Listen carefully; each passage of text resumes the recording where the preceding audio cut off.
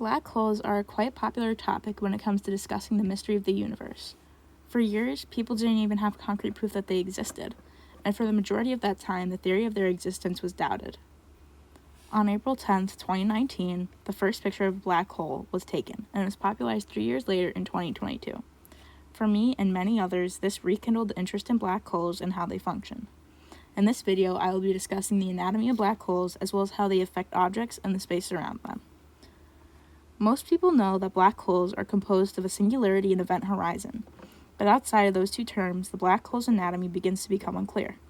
First of all, let's start with what people know: singularities and event horizons. In basic terms, a singularity is the point at the center of the black hole. It has an infinitely large density, and everything it sucks up ends up here. Singularities can form in various different ways, but the most commonly known way is through the collapsing of a star into itself.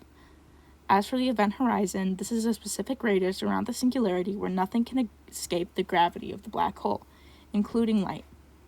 Visually, the event horizon can be identified as the part of the black hole that is actually black. Besides these two parts, black holes are also home to accretion disks and jets. Both of these are the visible light outside of the black hole. Accretion disks are composed of gas and dust that spin around the black hole extremely fast. This is how black holes can be located, as the sheer speed the accretion disk moves at is enough to produce low levels of radiation that can be detected. Jets can be produced by accretion disks in stars that the black hole feeds on. This happens because the accretion disk makes a magnetic field which the black hole spins into cones, or jets, along the poles that the black hole spins on. As for the physics of the black hole, the main issue is gravity.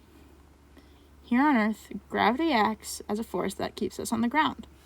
However, in the black hole, gravity is the sole force that makes things fall into it so quickly.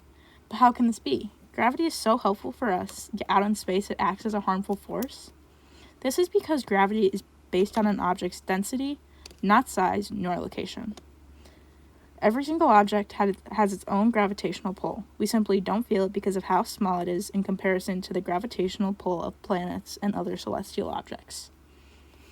The reason why black holes have so much gravitational pull is because of how much mass is packed into a small space.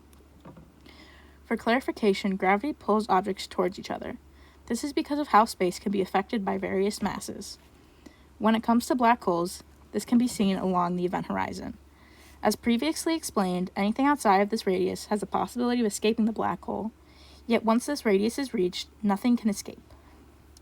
This is because space essentially acts as an infinitely large, infinitely expanding piece of fabric. When objects are placed on it, it sinks. The larger the mass, the lower it sinks. A black hole is so large in mass, yet so small in size that this point of sinking in space, or the singularity, is infinitely low. Yet the event horizon is the point where objects can't escape. Why? Think of it this way.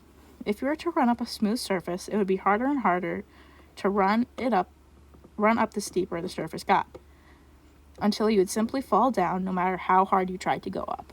The same is true for black holes.